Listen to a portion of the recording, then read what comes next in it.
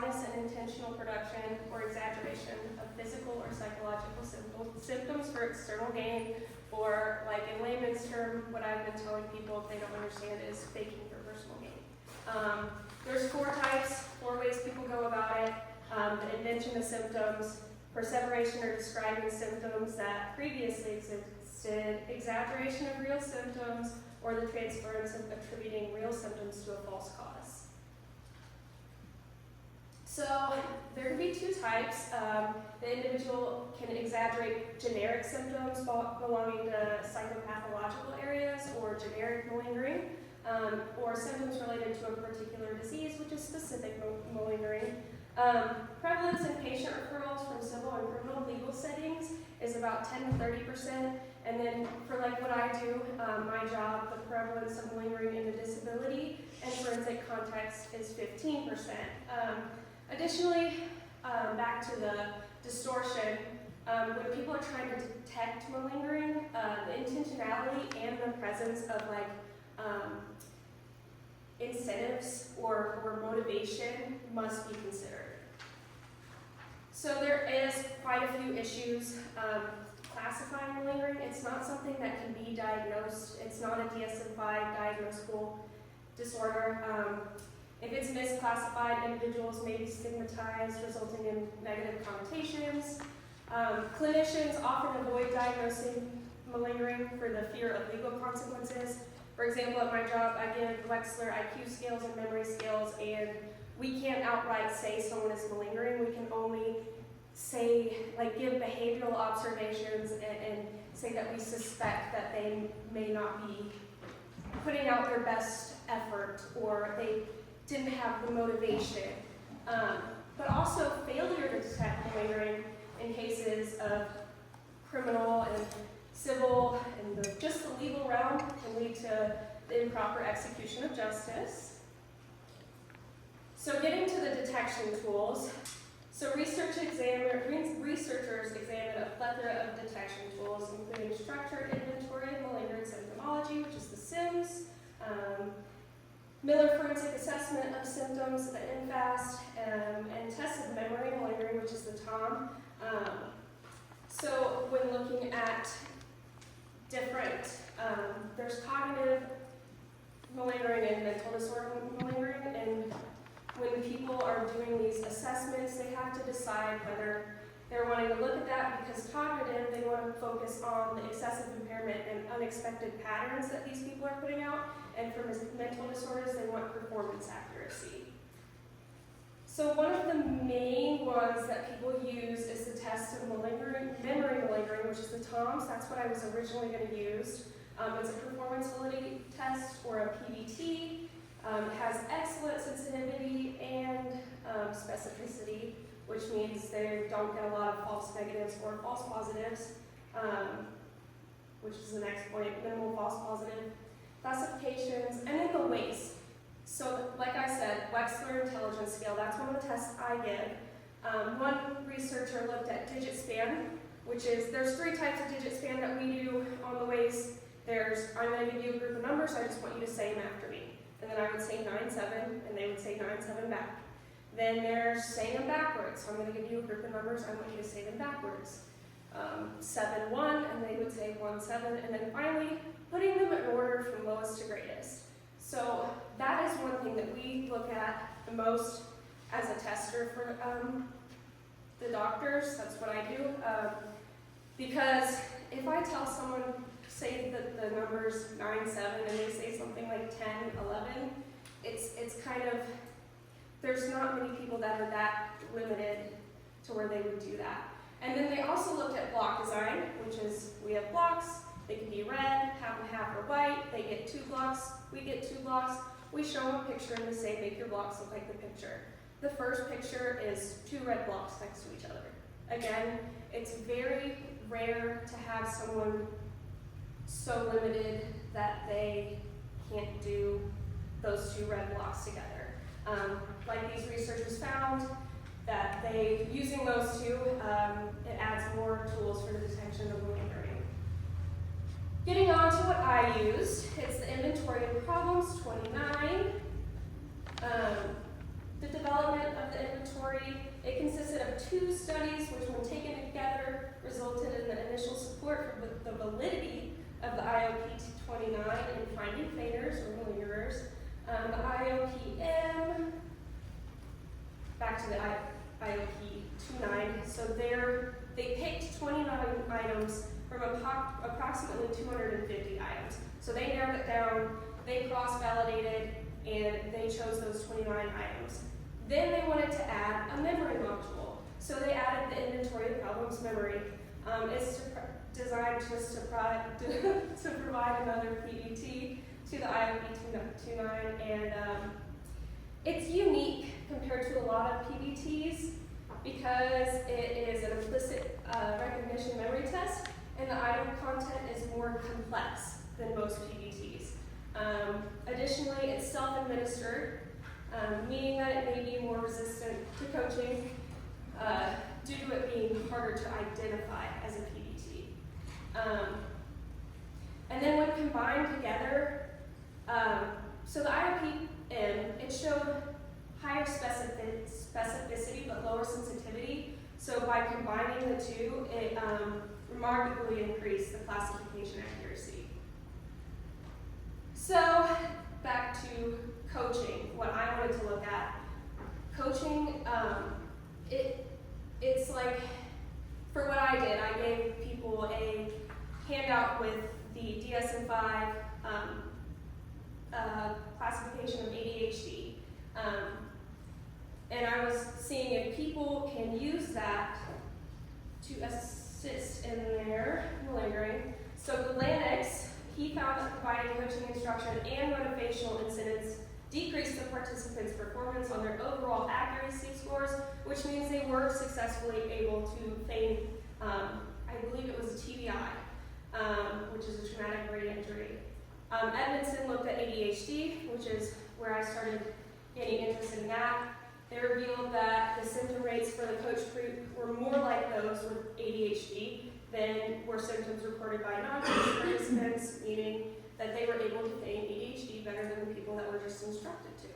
And then finally, when looking at feigning, back to the IOP and the IOPM, they showed excellent sensitivity in finding coached and uncoached groups. So, my research questions, I wanted to know if the ability to feign ADHD was affected by gender and your coached group. So, coached, instructed, control. And then same thing with the IOPM.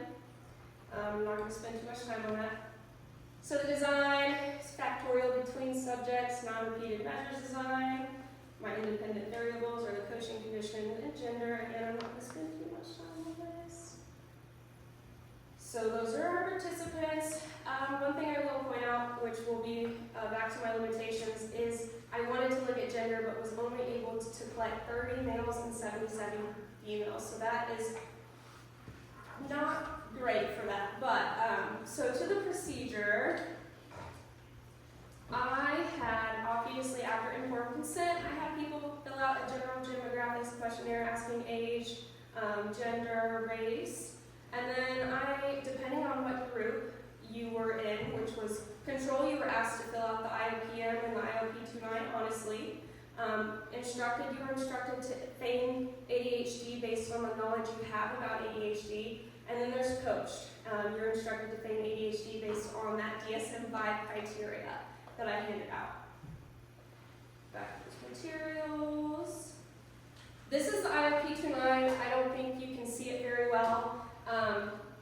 You can either answer true for true to you or mostly true to you, false or mostly false for you, or D, does not make sense.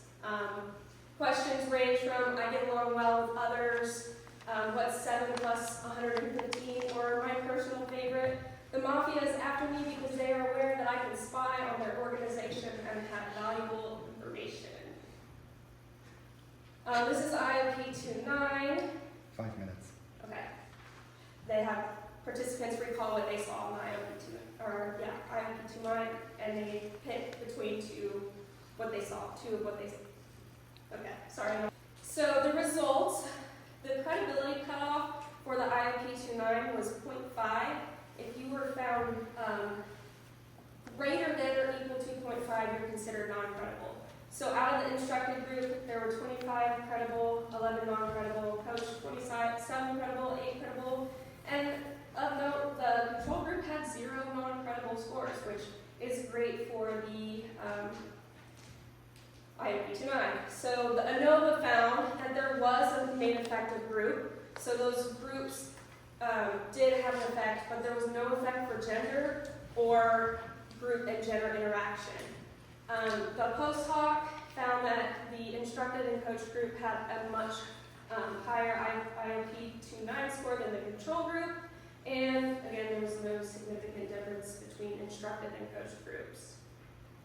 Of note for that though, even though there was no statistical significance, as I saw with the credibility, there were still 2 more people that were credible in the coached group than the instructed group, so it could, if I had a bigger sample size, maybe it would reach statistical significance with the coached group performing better on feigning ADHD, but in this case, with my sample size, it just was not statistically significant. Here's the descriptive statistics, group credibility. One thing to note, even though back to the having a small amount of males, in all of the groups, the males had a higher mean for their IOP-29 score, meaning they scored closer to that 0.5 range, which is non-credible. Again, it might be different if I had a larger sample size. IOPM, there was absolutely no significance with IOPM. Pretty much everyone was credible. There was only 8 people that were non-credible. Those that were found non-credible were both in the instructed and coached group. Again, the control group, no non-credible. Descriptive statistics, and then group credibility and means. I said 19 participants were classified as non-credible and 88 participants scored in the credible range. Participants in the instructed and coached malingering conditions had significantly higher scores than the control group. And this confirms that IOP-29 it does have that specificity, but it doesn't have, it just doesn't have the false, it has, sorry, I'm panicking, this is serious. So it has the false, it can identify false positives, but not false negative, or false opposite, sorry. So the participants that were feigned, who were able to avoid detection, do highlight the limitations of the measure, even though, I mean, it was able to pick those 19 participants that were non-credible, but most of them were found credible, and there were 2 groups asked to feign ADHD. Again, no significance, and that's because so in order to score it, I had to send it to Jeromini, who's one of the creators of the IOP-29, and he told me both the IOP-29 and the IOPM, they're mostly used, like all research, and they're mostly used for TBIs, depression, PTSD, so ADHD. He said he was interested to see how ADHD, but if I could go back, I would probably change it just because it wasn't the best for those 2 tests. Limitations, again, the small sample size. I think that a few things would have been different with the statistical significance.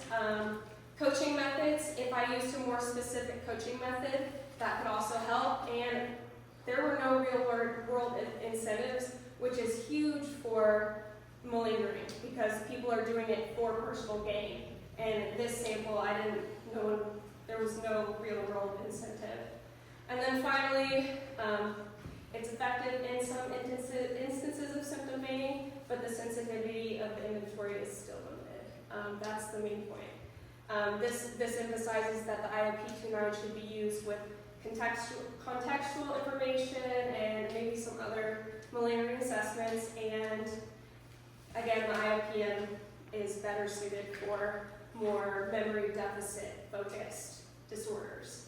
And future directions, explore those different coaching And then incentives is the one if I could continue with this, I would look at incentives and then validate it in clinical ADHD samples and validate the use of the inventories in a more diverse population.